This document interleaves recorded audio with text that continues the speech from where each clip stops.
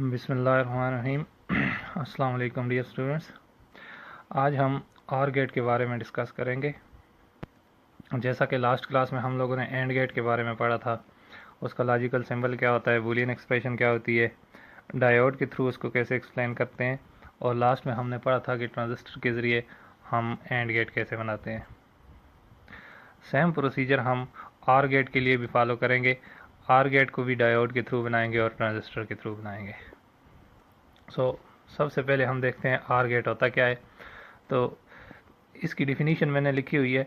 It produces high output when any or all the inputs are high.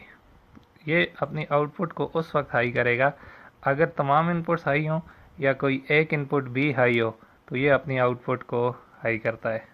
तो इसको भी आप डेली लाइफ एग्जांपल से समझ सकते हैं।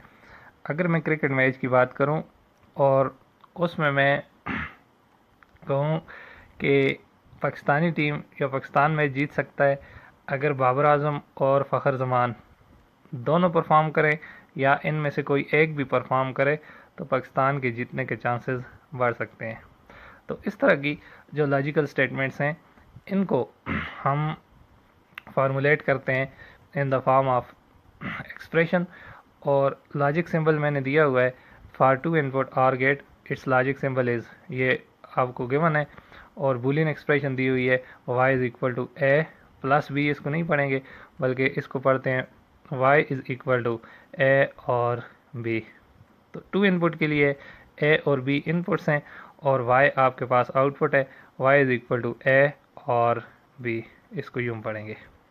अब क्योंकि टू इनपुट आर गेट को हम स्टडी करते हैं, तो मैंने जो ट्रुथ टेबल बनाया हुआ है ये भी टू इनपुट्स के लिए for two inputs OR gate. Truth table में देख लें ए और बी जो दो कॉलम है ये इनपुट्स के हैं और वाई आपके पास आउटपुट है। तो इनपुट बी से आपने स्टार्ट किया 0 1 0 1 और ए आपके पास 0 0 1 1। तो अब देखें आउटपुट का जो कॉलम है उसमें देखें जब दोनों ज़ीरो हैं तो आउटपुट ज़ीरो है। उसके बाद कोई एक इनपुट भी हाई हुई तो आउटपुट हाई मिल रही है। इन दोनों में से भी एक हाई हुई, आउटपुट हाई मिल रही है। दोनों इनपुट हाई हुई फिर भी आपको आउटपुट हाई मिलती है। तो इसके कॉलम में देखें सिर्फ फर्स्ट स्टेट के लिए आउटपुट ज़ीरो है, बाकी तमाम स्टेट्स के लिए आपके पास आउटपुट 1 बनती है। और अगर आप इसकी बूलियन एक्सप्रेशन से भी देखें y is equal to A और b, तो इसमें भी अगर आप देखें तो y इज़ इक्वल टू ए की वैल्यू 1 हो या b की वैल्यू 1 हो तो आपको आउटपुट 1 ही मिलेगी। तो ये 1 प्लस 0 करो या ए की वैल्यू 0 रखो और b की वैल्यू 1 करो, तब भी आपके पास output y is equal to 1 आएगा। और अगर दोनों 1 1 होती हैं, ए भी 1 प्लस b, तो इसको जो बूलियन अलजबरा है इसमें 1 प्लस 1 या 1 और 1 ये 2 नहीं होता, बल्कि बूलियन अलजबरे का एक रूल है, बाद में आप पढ़ोगे, x plus X is equal to X होता है। बूलियन अलजबरे में x को x के साथ और करो तो आपको x ही मिलता है, इसलिए आपके पास 1 और 1 इज़ इक्वल टू 1 आएगा। अब ये जो ट्रुथ टेबल बना हुआ है इसको अगर आप इन अलग भी एक्सप्लेन कर सकते हैं। जैसे फर्स्ट रो, जो आपके पास फर्स्ट रो है ट्रुथ टेबल की, इसको अगर मैं देखूं तो मैं टू इनपुट आर गेट लेता हूं, ये एक इनपुट ए और बी, ये आर गेट, इसकी ए, ये बी और ये आपके पास आउटपुट वाई है। तो फर्स्ट रो में देखें ए की वैल्यू भी ज़ीरो, बी की वैल्यू भी ज़ीरो, तो आपके पास आउटपुट ज़ीरो आती है। दूसरा केस आप देखें, सेकंड केस में अगर मैं टू इनपुट आर गेट लेता हूँ, ये आर गेट, इसकी एक इनपुट आ गई ए और दूसरी बी, बी की वैल्यू आपके पास 1 आती है और ए की वैल्यू 0 आती है, तो आपके पास आउटपुट क्या आएगी, हाई। और थर्ड केस, इस तरह आप थर्ड केस को देखें, टू इनपुट आर गेट फिर हमने लिया, इसकी दोनों इनपुट, एक आ गई ए, दूसरी आई बी और ये आपके पास आउटपुट वाई है। ए की वैल्यू को अब 1 रखेंगे, बी की वैल्यू को 0 रखेंगे, तो आपके पास अगेन आउटपुट हाई आती है। तो इस तरह आप फोर्थ स्टेट को भी यूँ टू इनपुट आर गेट लेकर इसको वेरीफाई कर सकते हैं। अब ये तो बिल्कुल बेसिक है। अब हम देखते हैं कि इसको हम इलेक्ट्रिकल एनालॉजी इसकी क्या है, फिर डायोड के थ्रू हम इसको कैसे बनाते हैं। अब इलेक्ट्रिकल एनालॉजी,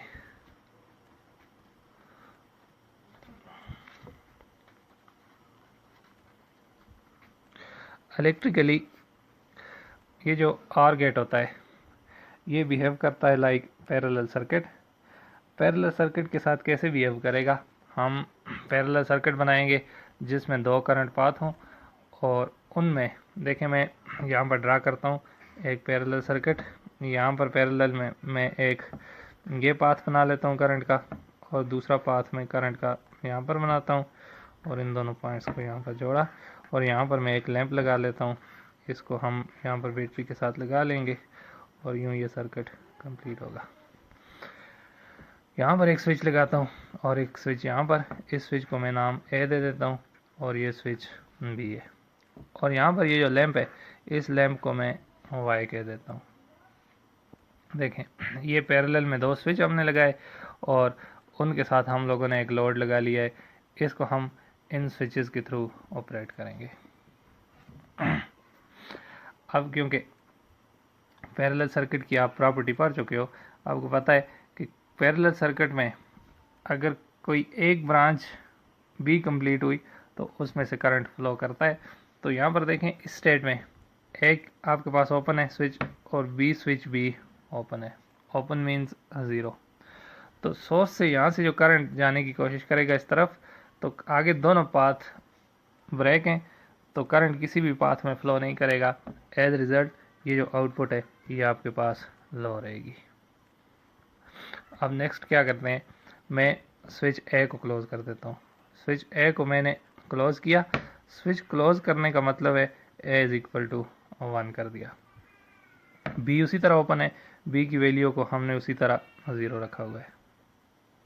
आप देखें यहाँ से देखो करंट इस पाथ में फ्लो नहीं कर सकता क्योंकि ये पाथ ब्रेक है। तो यहाँ से करंट यूँ यहाँ से होता हुआ इस लोड से फ्लो करेगा और यूँ लैंप आपके पास ग्लो करेगा और y की वैल्यू 1 होगी। इसी तरह अब अगर मैं b को 1 करूं और a की वैल्यू को 0 करूं तो हम इस स्विच को क्लोज कर देंगे और जो स्विच a था इसको ओपन कर देंगे। अब इस केस में करंट पाथ b से होता हुआ फ्लो करेगा और अगेन लैंप आपके पास ऑन होगा। और अगर हम दोनों को क्लोज करेंगे तो करंट डिवाइड होकर कुछ करंट इस पाथ से फ्लो करेगा, कुछ बी पाथ से फ्लो करेगा। यहाँ पर करंट फिर कंबाइन होकर लैंप में से फ्लो करेगा और आपके पास आउटपुट हाई होगी।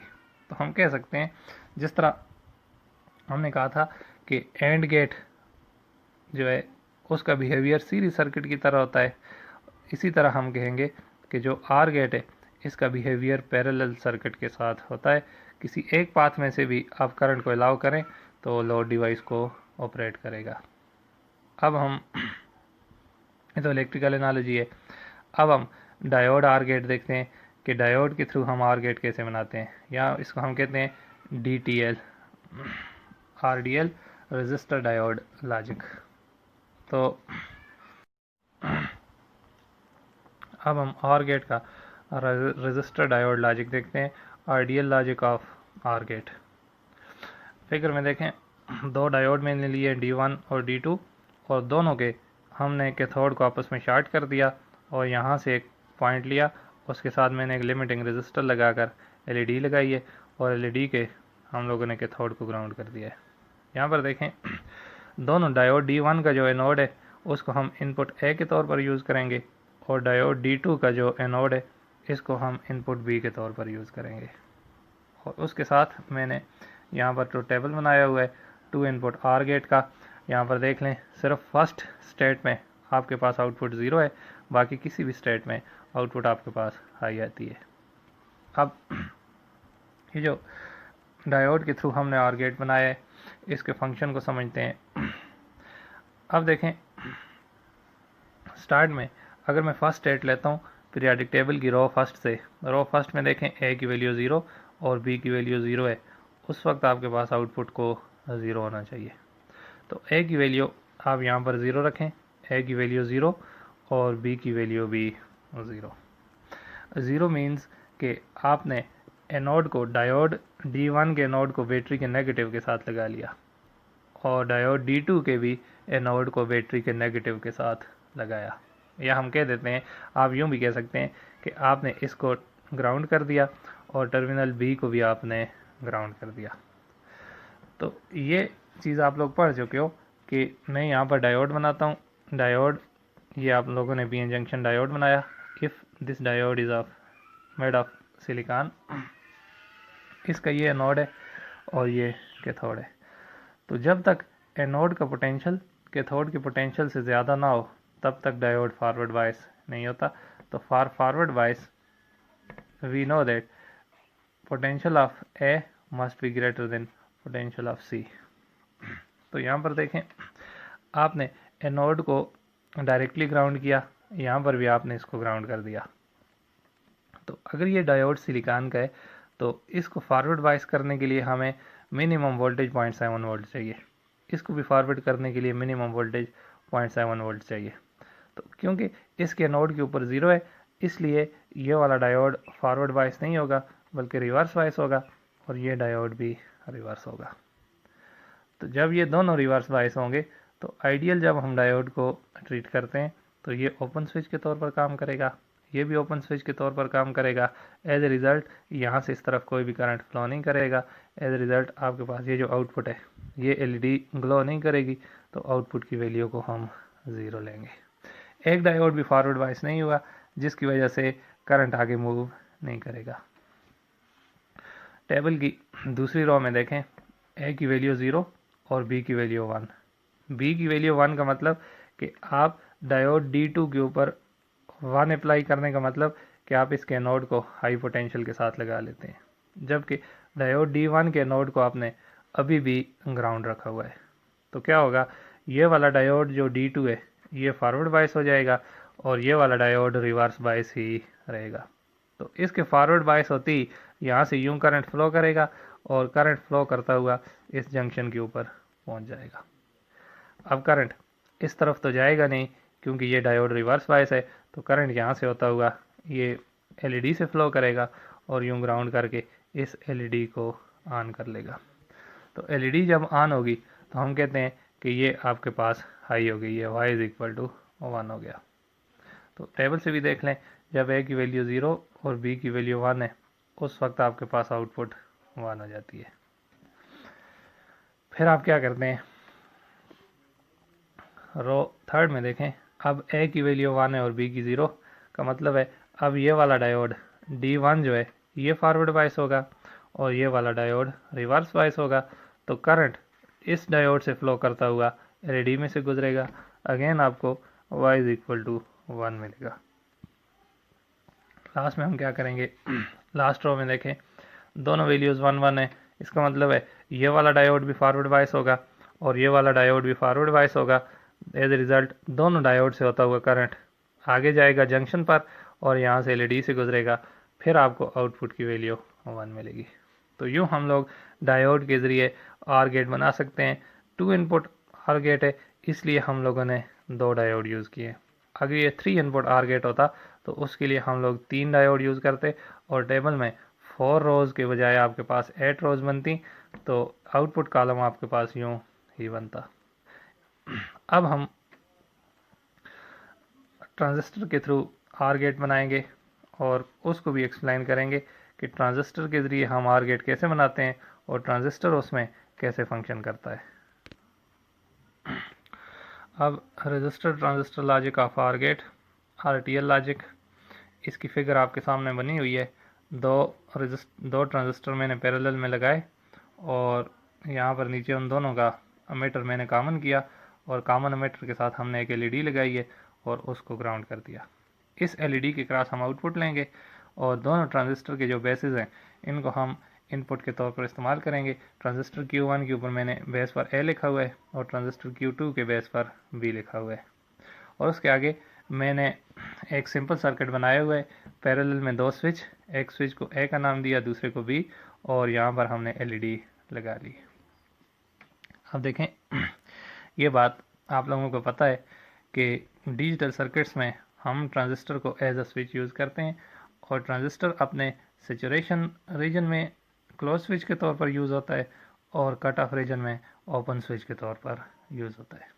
और दूसरा पॉइंट, ट्रांजिस्टर के बेस मीटर जंक्शन को जब तक हम फॉरवर्ड बायस नहीं करते, ट्रांजिस्टर कंडक्शन स्टेट में नहीं आता।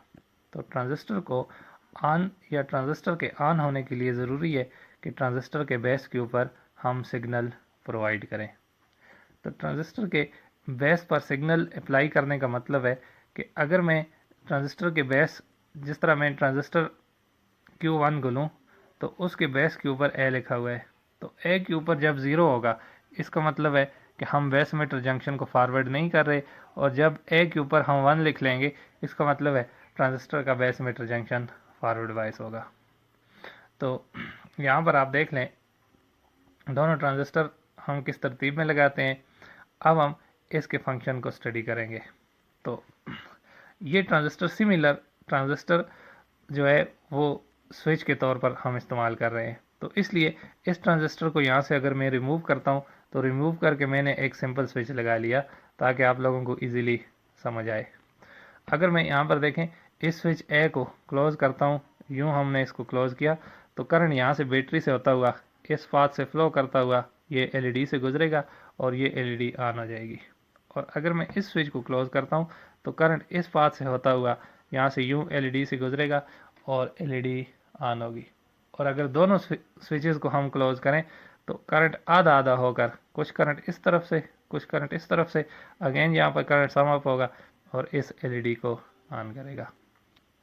सेम आपके पास सिनारियो बन रहा है इस फिगर में। अगर हम कहेंगे तो टेबल आप साथ बनाएं और when A is equal to 0 and B is equal to 0 हम कहेंगे तो इस वक्त दोनों ट्रांजिस्टर कट ऑफ स्टेट में होंगे। तो आप कहेंगे जब ट्रांजिस्टर कट ऑफ स्टेट में है तो ये दोनों ओपन स्विच के तौर पर काम करेंगे, इसलिए ना ही इस तरफ कोई करंट फ्लो करेगा और ना ही इस तरफ कोई करंट फ्लो करेगा। तो करंट जब इन दोनों पाथ में करंट की वैल्यू 0 हुई तो उस वक्त ये एलईडी ग्लो नहीं करेगी, तो आपके पास y की वैल्यू 0 होगी। सिर्फ इस केस में, फर्स्ट केस में जब दोनों ट्रांजिस्टर के बेस पर हम सिग्नल नहीं देते उस वक्त आपके पास एलईडी ग्लो नहीं करती।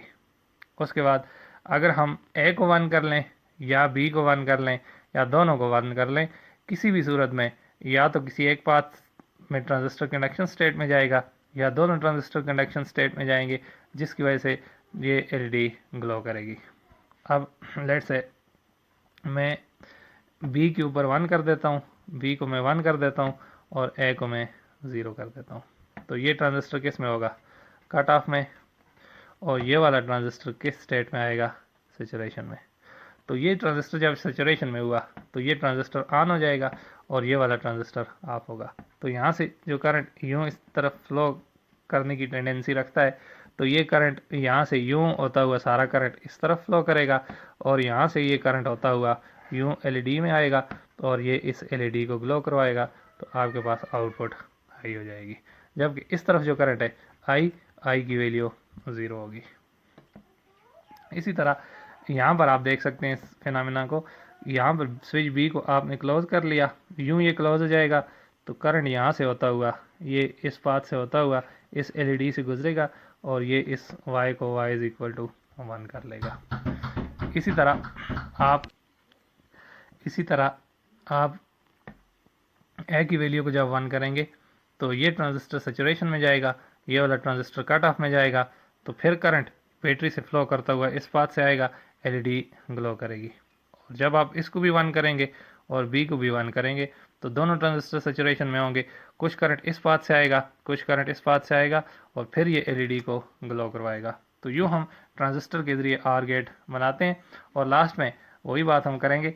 आर गेट भी बेसिकली एक आईसी होती है 8 पिन की, तो 8 पिन आईसी आप लोग यहाँ पर यूँ इस किस्म की ये एक आईसी होती है, पिन 1 2 3 4 5 6 7 8, ये नॉर्मली वीसीसी होती है और ये जो फोर्थ पिन होती है ये इसकी ग्राउंड होती है। और इसका भी अगर मैं टीटीएल आईसी की बात करूँ, ट्रांजिस्टर लॉजिक, तो ये 74 सीरीज से स्टार्ट होती हैं, आई थिंक 7408 इसका आईसी नंबर होता है। ये क्वाड, आपके पास क्वाड आईसी है, इसमें 4 आर गेट लगे होते हैं और ये हम इसको प्रैक्टिकली आपके पास ये इस फॉर्म में एग्जिस्ट करते हैं। और इंशाल्लाह जब क्लासेस कॉलेज में स्टार्ट हुई तो वहाँ पर आपको मैं आईसीज़ दिखाऊंगा भी, तमाम गेट्स की आईसीज़ को हम देखेंगे और प्रैक्टिकली हम परफॉर्म भी करेंगे कि ये किस तरह काम करती हैं। आज के लिए काफ़ी है। आपको कोई प्रॉब्लम वगैरह हो तो आप डिस्कस कर सकते हैं। और लास्ट क्लास में मैंने जो 3 टॉपिक्स आपको सेंड किए थे, 3 वीडियोस, तो अक्सर लड़कों ने वीडियोस नहीं देखी हुई हैं। इसके बाद अटेंडेंस का भी ख्याल रखा जाएगा, अटेंडेंस में लूँगा आप लोगों से, और ये कोशिश किया करें जो वीडियोस मैं अपलोड करता हूँ उनको आप लोग देखा करें।